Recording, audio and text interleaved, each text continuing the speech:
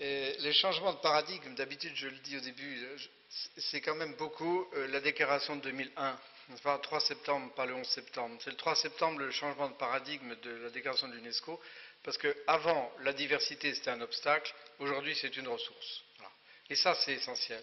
Ressources pour la démocratie, ressources pour la science, ressources pour l'économie, ressources pour la paix. Donc c'est ça, c'est ce changement de paradigme qu'il nous faut maintenant déployer dans les chemins du quotidien, des institutions et des actions. Alors, vous avez bien fait de reverdir la notion de droit, si vous me permettez. Le droit, c'est le plus court chemin d'un homme pauvre à un autre, n'est-ce pas ?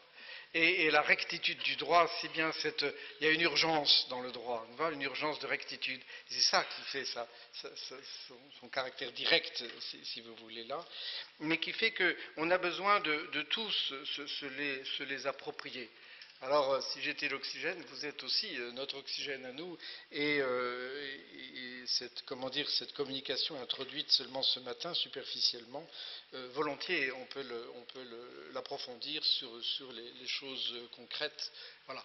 Et c'est pas le philosophe conseiller, c'est un travail interactif, puisque nous sommes tous collègues ici, philosophes. Et l'exemple de l'art et la prison est effectivement tout à fait essentiel, et il s'agit d'établir ces liens directs entre celui qui manque de liberté et la prison, qui logiquement a été conçue non seulement pour protéger la liberté des autres citoyens, mais pour l'aider peut-être à prendre goût à une vraie liberté. Et pour ça, il est clair que la culture est essentielle. Et c'est la même chose pour le fondamentaliste qui est dans la prison d'une idéologie, pour l'homme politique qui est dans la prison d'une autre idéologie. Et comment on va pouvoir le sortir de ça ? Alors on pourrait essayer par une psychothérapie, mais il n'en voudra pas. Et donc il faut essayer par une culturothérapie, c'est-à-dire montrer des lieux d'admiration. Alors, votre question d'historienne de l'art là-bas, est-ce que ma question a été claire ? Oui, il y en avait 12 au moins. Donc, je dirais simplement juste quelques touches. Hein. Quand vous avez critiqué les politiques sont nos miroirs. Comme quand on critique nos journalistes, ils sont nos miroirs. Comme on critique nos dirigeants d'entreprises épouvantables, qui s'en mettent plein les poches, et c'est nous qui remplissons leurs poches aussi. Et donc, on a les politiques qu'on mérite dans le pays relativement démocratique, comme on a les journalistes qu'on mérite et les patrons d'entreprises ou de banques qu'on mérite. Voilà. Et donc, un être politique est un être extrêmement exposé, comme un dirigeant d'entreprise aussi. Et par conséquent, toute la logique anthropique des systèmes, c'est-à-dire qu'il mange la diversité, consiste à dire qu'il a toujours besoin de lisser son image. Et donc, il va être très occupé à lisser son image, aller à la pêche aux voix, aux consommateurs ou au public. Et donc, à ce moment-là, il est. Voilà. Et nous, simples citoyens, nous avons cette responsabilité à reprendre, qui est la responsabilité du politique, mais qui est aussi la responsabilité de l'économique. Nous devons faire de l'action culturelle enrichissante. Nous devons montrer que le prix de la culture, ce n'est pas un problème qui nous embête seulement. L'argent, c'est une valeur spirituelle.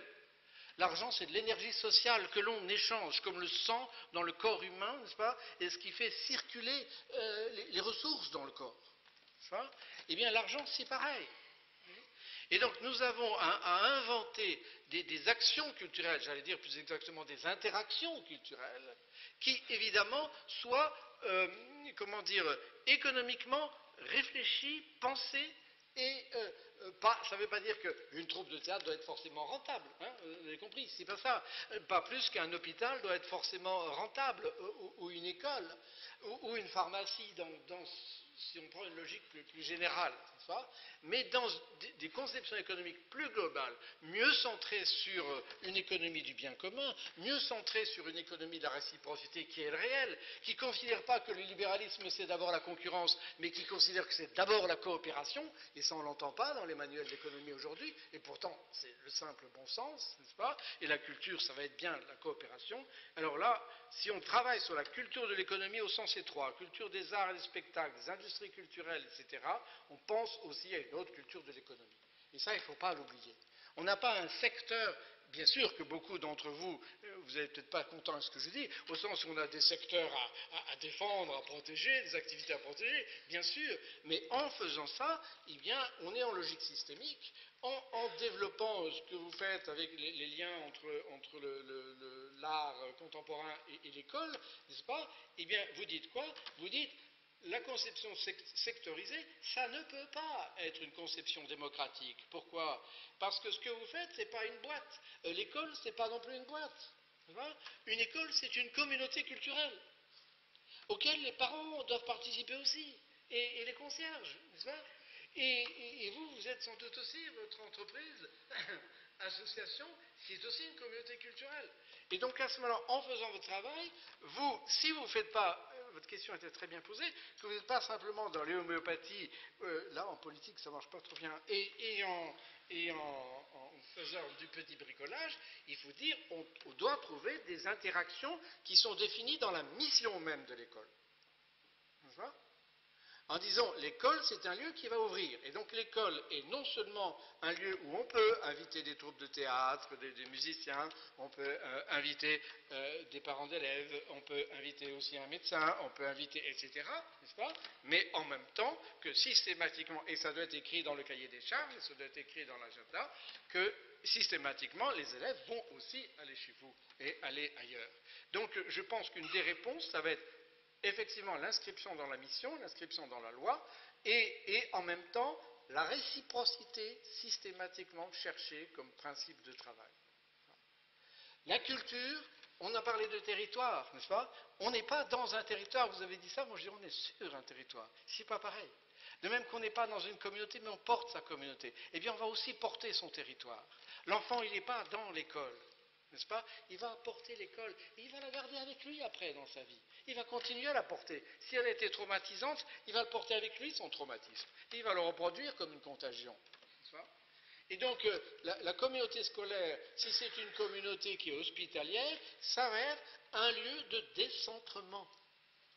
Quand on a l'analyse du spectacle vivant, par exemple, quel est le rôle du spectacle vivant en démocratie? Eh bien, c'est que les gens vont se déplacer, ils vont se décentrer. La place ne va pas être une simple place. Le lieu du théâtre ne va pas être simplement le lieu. On va décentrer, soit les gens viennent, soit la troupe sort. Et le culturel doit être dans ces doubles mouvements. Le droit de participation à la vie culturelle, c'est aussi un droit à la circulation. Circulation des personnes, circulation des œuvres, circulation de la monnaie, je le disais tout à l'heure, etc., etc. Alors là, il y a beaucoup à développer dans ce sens-là.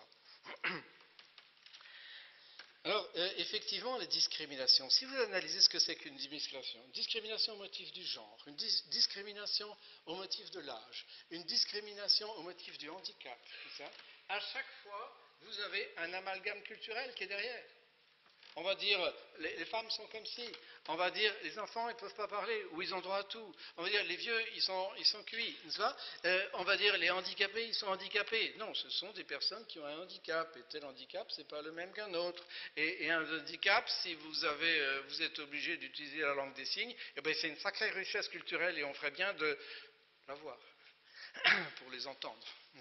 Et on a une correspondance entre les langues qui est une richesse aussi culturelle pour nous. Alors on ne peut pas dire ça pareil de tous les handicaps, il ne faut pas être idéaliste. Mais on a cet élément-là qui, à chaque fois, nous remet l'église au milieu du village, si vous voulez, c'est-à-dire le culturel au centre du politique. Dit autrement, l'intérêt de l'action culturelle au sens étroit, encore une fois, ce n'est pas péjoratif. Mais je prends le théâtre, je peux prendre la musique, etc. C'est quoi? C'est que l'acteur culturel va chercher son public. Qu'est-ce qu'on fait quand on est politique? On cherche son public, on doit le créer. Et donc vous cherchez vos publics. Vous devez créer du public. En France, des fois, quand je parle public, les acteurs culturels, parlez pas de ça parce qu'on croit que le public, il est forcément passif, et puis il y a les gens qui sont comme moi, qui font leur numéro, puis il y a un public, évidemment. Donc, c'est pas ça, n'est-ce pas? Le public, comme je disais tout à l'heure, c'est l'homme en parlement, c'est un public qui va bouger, c'est un public pour lequel on a, l'acteur, il va perdre 2 kilos dans la soirée. Donc, il y a un lien extrême avec le public.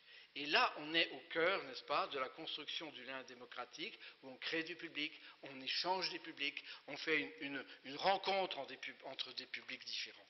Et ça, on peut l'écrire concrètement dans le droit de participer à la vie culturelle comme étant, je veux dire, une ressource principale, si ce n'est la première ressource du droit de citoyenneté, du droit de participer aux communautés politiques. La même chose pour le média. Ce qui doit être inscrit dans toute mission d'un acteur, j'allais dire d'un acteur social quel qu'il soit, parce qu'il y a des acteurs spécifiquement culturels comme il y a des biens dits spécifiquement culturels. Mais comme vous êtes une entreprise d'agroalimentaire, vous êtes aussi un acteur culturel. Parce que vous produisez un bien qui n'est pas simplement fait pour remplir l'estomac, vous produisez un bien culturel et qui va induire des pratiques différentes. Voilà. Et je peux prendre 1001 exemples. Alors quand vous êtes une entreprise de médias, évidemment que vous êtes une entreprise culturelle. On ne le dit pas tellement comme ça dans ces mots, mais une entreprise de médias, c'est bien une entreprise d'intercommunication entre les savoirs. Bon.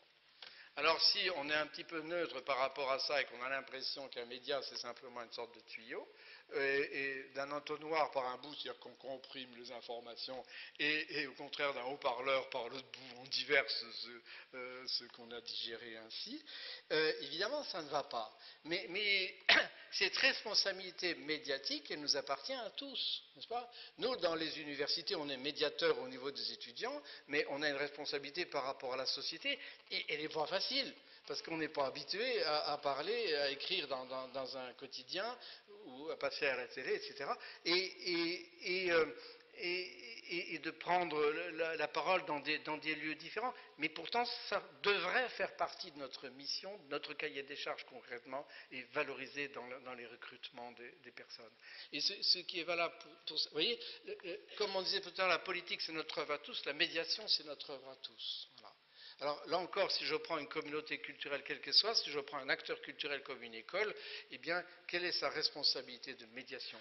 Pour qu'elle ait cette responsabilité de médiation, il faut qu'elle reconnaisse qu'elle-même, elle est comme une entreprise avec ses stakeholders, c'est-à-dire qu'elle est elle-même une communauté avec des enseignants, avec des enseignés, avec des parents d'élèves, avec des gens qui sont autour, etc.